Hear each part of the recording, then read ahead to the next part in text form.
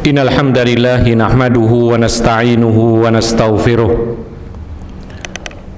wa na'udzu billahi min shururi anfusina wa min sayyiati a'malina may yahdihillahu fala mudilla lahu wa may yudlil fala hadiya lahu asyhadu an la ilaha illallah wahdahu la syarika lahu wa asyhadu anna Muhammadan abduhu wa rasuluh. Ya ayyuhalladzina amanu taqullaha haqqa tuqatih wa la tamutunna illa wa antum muslimun. Ya ayyuhan nasu taqu rabbakumul ladzi khalaqakum min nafsin wahidah wa khalaqa minha zawjaha wa basa minhuma rijalan katsiran wa nisaa'a wattaqullaha alladzi tasaaluna bihi wal arham innallaha kana 'alaikum raqiba. Ya ayyuhalladzina amanu taqullaha wa qulu qawlan sadida yuslih lakum a'malakum wa yaghfir lakum dhunubakum wa may yuti'illaha wa rasulahu faqad faza fawzan 'azima. Amma ba'd, fa inna asdaqal hadithi kitabullah wa khairal huda huda Muhammadin sallallahu alaihi wasallam wa syarral umuri muhdatsatuha fa inna kulla muhdatsatin bid'ah wa kulla bid'atin dhalalah wa kulla dhalalatin finnar.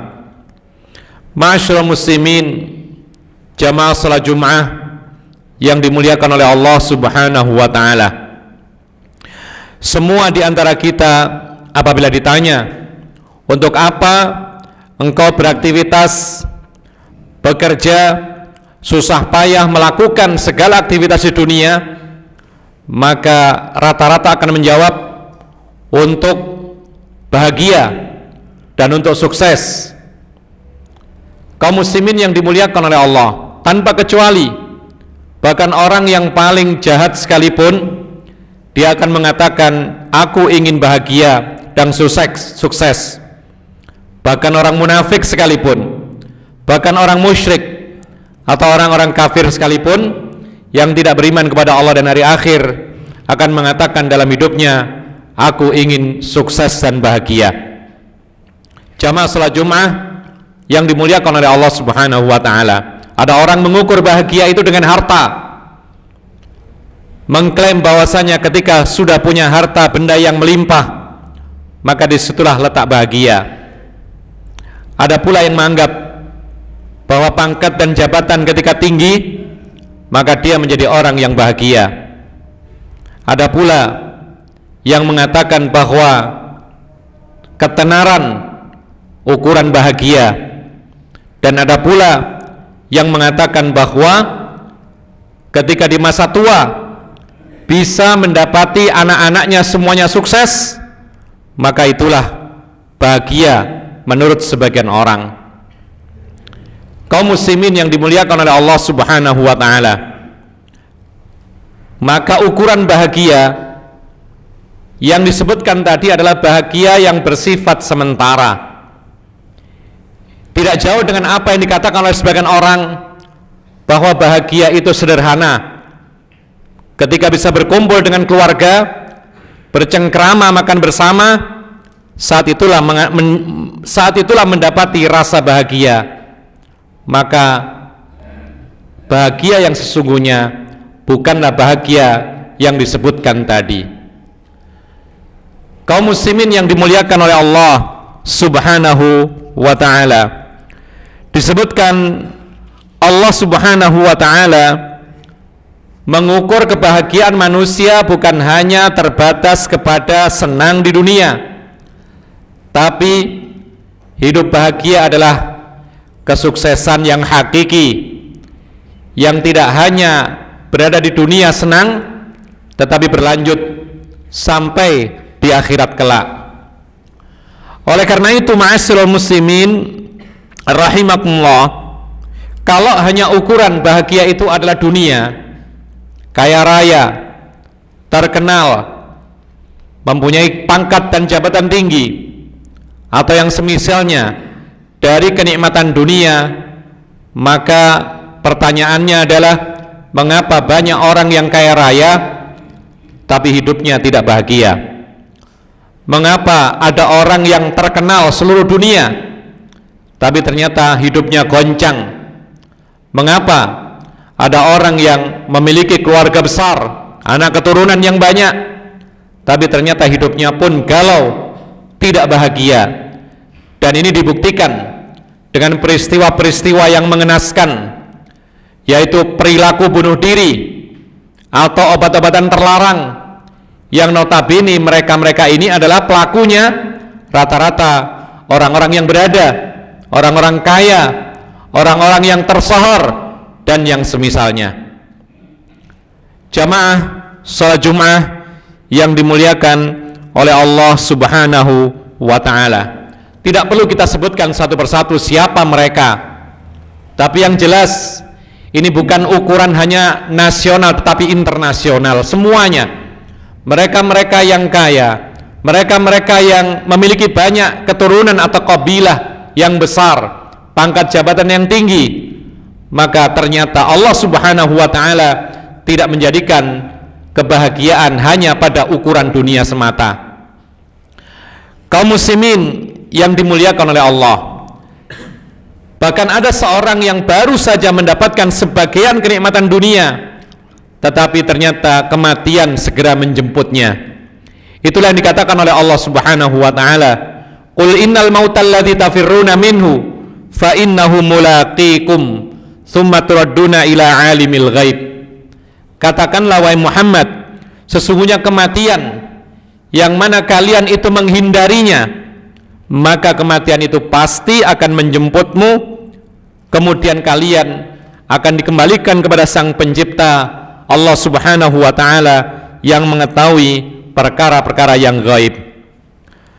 Ma'asyiral muslimin rahimakumullah, maka ternyata kita bisa mengambil hikmah apa yang kita kumpulkan di dunia ini, harta benda, keluarga, pangkat dan jabatan, bahkan pengikut sekalipun.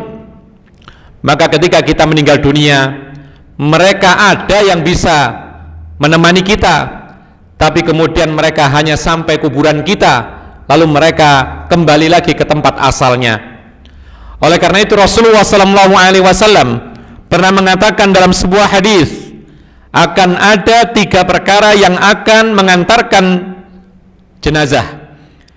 2 perkara itu akan kembali, tapi satulah yang akan menemaninya sampai berlanjut ke akhirat kelak. Harta dan keluarganya mengantarkan jenazah, tetapi dia akan kembali lagi setelah jenazah dikuburkan. Lalu amalannya lah yang akan menemaninya di alam kuburnya, bahkan sampai di alam akhirat akan dipertanggungjawabkan oleh Allah Subhanahu wa ta'ala, ditanya oleh Allah Subhanahu wa ta'ala tentang amalan yang dilakukan di dunia ini. Ma'asyiral muslimin rahimakumullah, itulah yang dikatakan oleh Allah Subhanahu wa ta'ala, qul bi fadlillahi wa bi rahmatihi fabidzalika falyafrahu huwa khairun mimma yajma'un. Kata Allah Subhanahu wa ta'ala, katakanlah wahai Muhammad, dengan karunia Allah dan rahmatnya Allah Subhanahu wa ta'ala, maka hanya dengan itulah kalian bisa berbahagia dengan bahagia yang sesungguhnya, dan itu lebih baik dari semua apapun yang kalian kumpulkan selama di dunia ini. Ma'asyiral muslimin rahimakumullah, itulah apa yang dikatakan oleh Allah Subhanahu wa ta'ala, fa imma ya'tiyannakum minni huda famanittaba'a hudaya fala yadhillu wala yashqa. Kata Allah Subhanahu wa ta'ala, apabila datang kepada kalian petunjukku, kata Nabi sallallahu alaihi wasallam, maka siapa saja yang mengikuti petunjukku, maka dia tidak akan tersesat jalan dan dia tidak akan celaka selama-lamanya. Ma'asyiral muslimin rahimakumullah, sebesar apapun kekayaan, sebanyak apapun anak keturunan, dan setinggi apapun pangkat dan jabatan, kalau dia tidak taat kepada Allah, kalau dia menyimpang dari jalan Allah Subhanahu wa ta'ala, maka hidupnya tidak akan tenang, hidupnya tidak akan mendapatkan kebahagiaan, dan dia akan membutuhkan hal-hal yang memalingkan dari masalah-masalahnya. Oleh karena itu Allah melanjutkan ayatnya, wa man a'rada an dzikri fa inna lahu ma'isyatan dhanka wa nahsyuruhu yaumal qiyamati a'ma. Barang siapa berpaling dari peringatkanku, yaitu Al-Qur'anul Karim, maka dia akan mendapatkan kehidupan dunia ini yang serba kacau, dan kami akan kumpulkan orang tersebut pada hari kiamat dalam kondisi buta.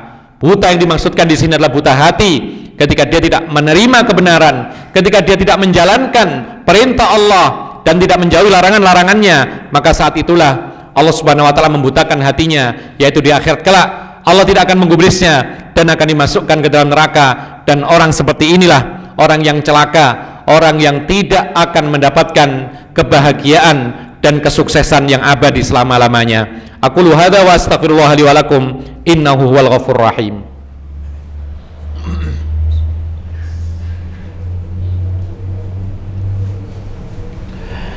Alhamdulillahi hamdan katsiran thayyiban kama amar wa nusalli wa nusallimu ala al-mab'uts rahmatan lil alamin nabiyina Muhammadin wa ala alihi wa sahbihi wa man tabi'ahum bi ihsanin ila yaumiddin. Amma ba'd, ma'asyiral muslimin rahimakumullah.